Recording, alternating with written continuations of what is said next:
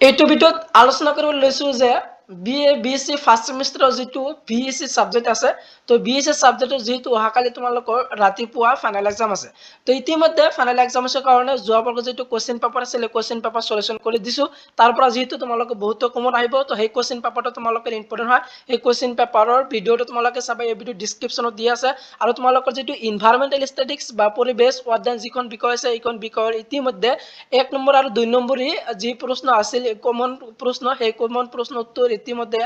ভিডিওটো দিছো তো তোমালোকৰ 2 ঘন্টা আগতে কোন ভিডিও আপলোড কৰিছে এই ভিডিওটো তোমালোকে চাই লবা আজি যেহেতু তোমালোকে ইতিমধ্যে তোমালোকে দেখুৱাম যে এইটো ভিডিও তোমালোকে দেখুৱাম যে তোমালোকৰ যেটো বিএসসি সাবজেক্ট আছে এই বিএসসি সাবজেক্ট কিমান মাৰ্কছৰ এক্সাম দিব লাগিব আৰু 5 মাৰ্ক কিমান আৰু টাইম কিমান থাকিব আৰু তোমালোকৰ 5 নম্বৰী আৰু যি দিগলীয়া প্ৰশ্নটো আছিল 5 নম্বৰী প্ৰশ্ন এতিয়া 5 নম্বৰী প্ৰশ্ন কোন তোমালোকৰ কোন কিনি ইম্পৰ্টেন্ট হয় কালি এক্সামৰ কাৰণে সম্পূৰ্ণ ডিটেইলছটো তোমালোকৰ আজিৰ এই ভিডিওৰ জগতে তোমালোকে দেখম তো তোমালোকে ভিডিওটো স্কিপ নকৰি ভিডিওটো হেকলৈ চাই থকা তো তোমালোকে আহা ভিডিওটো হেকলৈ চাই থকা তো তোমালোকে ইয়াত যেটো দেখিবলৈ বিচাৰ 1 সেম 2025 বা 26 যেটো বিএ বিএসসি যেটো ফাৰ্ষ্ট সেমিষ্টাৰৰ ফাইনাল এক্সামিনেশন 2025 বৰ্ষৰ যেটো BSc value added course environmental studies বা পৰিবেশ অধ্যয়ন এটো আছিল এনভায়ৰনমেন্টাল স্টাডিজ যেটো সাবজেক্ট আছে ইয়াৰ ফুল মাৰ্কস কিমান থাকিব ফুল মাৰ্কস দিয়া আছে কিমান 30 আৰু 5 মাৰ্ক কিমান 12 তো তোমালোকৰ যে বিএসসি সাবজেক্টৰ তোমালোকৰ 30 মাৰ্কস এক্সাম দিব লাগিব আৰু 5 মাৰ্ক কিমান থাকিব তোমালোকৰ 12 মাৰ্ক যেটো তোমালোকৰ 40% হে 5 মাৰ্ক হয় তো তোমালোকৰ 30% 40% হল যে তোমালোকৰ 12 তো 12 পালেহে তোমালোকে যেটো বি সাবজেক্টস পাস কৰিবা আৰু টাইমটো কিমান দিয়া থাকিব তোমালোকৰ যে 1.5 ঘন্টা থাকিব তো 1.5 ঘন্টা এক্সাম দিব লাগিব তোমালোকৰ যেটো কালি এক্সাম বিএসসি যেটো এনভায়রনমেন্টাল স্টাডিজ বা বিএসসি যিকোনো সাবজেক্ট যেটো এক্সাম দিবলৈ যাবা তোমালোকে 1.5 ঘন্টা দিব লাগিব এতিয়া তোমালোকৰ কমন 5 মাৰ্কস কোশ্চেন আনসাৰ তো তোমালোকৰ কোনখিনি ইম্পৰ্টেন্ট হয় 5 নম্বৰী পৰীক্ষাৰ 5 নম্বৰী যেটো কোশ্চেন আছে তো 5 নম্বৰী কোশ্চেনৰ কাৰণে তোমালোকে কিবা 1 নম্বৰটো কি দিয়া আছে মোস্ট ইম্পৰ্টেন্ট প্ৰশ্ন কিন্তু তোমালোকৰ এটা যে বহনক্ষম উন্নয়ন কি বহনক্ষম উন্নয়নৰ গুৰুত্ব সম্পৰ্ক লিখা এটো যেহেতু বহুত আহি থাকে তো ফাইনাল এক্সামিনেশন এই বৰ্ষত আহিবলৈ বহুত চান্স আছে তোমালোকৰ এইটো তোমালোকে কিবা এটো শিকি যাবা তোমালোকৰ বহনক্ষম উন্নয়ন কি বহনক্ষম উন্নয়নৰ গুৰুত্ব সম্পৰ্ক লিখা কালি এক্সামিনেশনৰ কাৰণে এটো মোস্ট ইম্পৰ্টেন্ট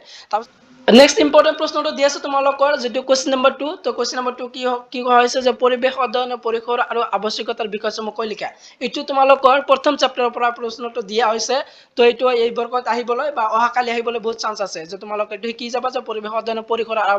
আৰু আৱশ্যকতাৰ বিষয়সমূহ লিখা এটো শিকিবা তো তোমালোকৰ যেটো তোমালোকৰ কিমান মাৰ্কস হ'ব 30 মাৰ্কস থাকিলে তোমালোকৰ 5 নম্বৰ 1 নম্বৰী প্ৰশ্ন তোমালোকৰ 5টা থাকিব আৰু তোমালোকৰ 2 নম্বৰী প্ৰশ্ন থাকিব 10টা আৰু তোমালোকৰ 5 নম্বৰী প্ৰশ্ন থাকিব 3টা সৰ্বমুঠ তোমালোকৰ 30 মাৰ্কস এক্সাম দিব লাগিব তো তোমালোকে 2 নম্বৰটো শিকি যাবা তো অহাকালি কাৰণে তাৰ পিছত তোমালোকৰ 3 নম্বৰ যেটো দি আছে গোলকীয় উষ্ণতাৰ কাৰণ আৰু প্ৰভাৱৰ বিষয় লিখে এটো যোৱা বৰ্ষত 2024 আহিছিল তো তোমালোকৰ কালি এক্সামিনেশনৰ কাৰণে এটো শিকি যাবা যে গোলকীয় উষ্ণতাৰ কাৰণ আৰু প্ৰভাৱৰ বিষয় লিখে এটো আহিবলৈ চান্স আছে তোমালোকে এটো শিকিবা আৰু তোমালোকে কোনখন কলেজৰ পৰা অধ্যয়ন কৰি আছা তো কলেজটো তোমালোকে কমেন্ট বক্সত লিখিবা তোমালোকে কোনখন কলেজত পঢ়ি আছা তাৰ পিছত তোমালোকৰ 4 নম্বৰ প্ৰশ্নটো দি আছে অসম বায়ু প্ৰদূষণৰ অসমত বায়ু প্ৰদূষণৰ কাৰণ আৰু ইয়াৰ প্ৰভাৱসমূহ আলোচনা কৰা তো বায়ু প্ৰদূষণৰ কাৰণ আৰু প্ৰভাৱৰ বিষয় আহিব পাৰে তো তোমালোকে এটি কিবা এটো 5 নম্বৰী আৰু তোমালোকৰ যেহেতু মই কোশ্চেনখিনি দি আছো আৰু তোমালোকে আনসাৰটো তোমালোকে চাই লবা তোমালোকে যিসকলে মডেল আছে মডেলৰ পৰা বা কিতাপৰ পৰা চাই লবা আৰু যিসকলে নাই তো তোমালোকে স্ক্ৰিনশ্বট মাৰি তোমালোকে গুগলৰ পৰা এই আনসাৰটো বাহি কৰি তোমালোকে পঢ়ি যাবা যেহেতু তোমালোকৰ ৰাতিপুৱা এক্সাম আছে তো ৰাতিপুৱা এক্সাম কাৰণে এইবিলাক তোমালোকৰ গুৰুত্বপূৰ্ণ হয় কিন্তু তোমালোকৰ 5 নম্বৰ প্ৰশ্নত কি দি আছে পৰিবেশ সুৰক্ষা আইন 1986 ৰ বিষয়ে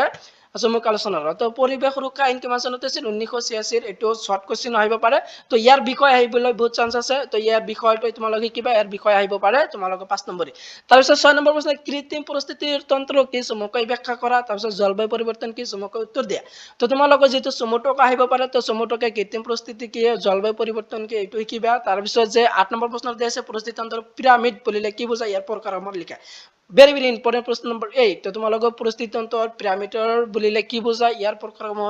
লিখে এটো তোমালোকে শিকি যাবা তো তোমালোকৰ যে ৰাতিপুৱা এক্সামিনেশনৰ কাৰণে এটো মোস্ট ইম্পৰ্টেন্ট হয় কালি এক্সামিনেশন বিএসসি যেটো এনভায়ৰনমেন্টাল স্ট্যাটিক্স বা পৰিবেশ অধ্যয়ন যিখন বিষয় আছে তাৰপিছত তোমালোকৰ 9 নম্বৰ প্ৰশ্ন যে পৰিস্থিতি তন্ত্ৰৰ গঠন আৰু কাৰ্যসমূহৰ বিষয়ে আলোচনা কৰা তো পৰিস্থিতি তন্ত্ৰৰ গঠন আৰু কাৰ্যসমূহৰ বিষয়ে আলোচনা কৰা এটো কিবা এটো তোমালোকৰ 5 নম্বৰী আজি যিবিলাক প্ৰশ্ন দি আছে গোটেইবিলাক কিন্তু তোমালোকৰ 5 নম্বৰী হয় তাৰপিছত দিয়া তোমালোকৰ খাদ্য শৃংখল কি খাদ্য শৃংখলৰ বিভিন্ন প্ৰকাৰৰ বিষয়ে আলোচনা কৰা তো এইটো আছিল যে যোৱা বৰ্গত আহিছিল যে খাদ্য শৃংখল কি খাদ্য শৃংখলৰ বিভিন্ন প্ৰকাৰৰ বিষয়ে আলোচনা কৰা এইটো যোৱা বৰ্গত আহিছিল তো এই বৰ্গৰ কাৰণে শিকিবা যে খাদ্য শৃংখলৰ বিষয় বা প্ৰকাৰসমূহ আহিব পাৰে তাৰ পিছত যে তোমালোকৰ 11 নম্বৰ জৈৱ বৈচিত্ৰ্য স্তৰৰ ওপৰত এটি চুমৰ টকা লিখা এটি টকা লিখা জৈৱ বৈচিত্ৰ্যৰ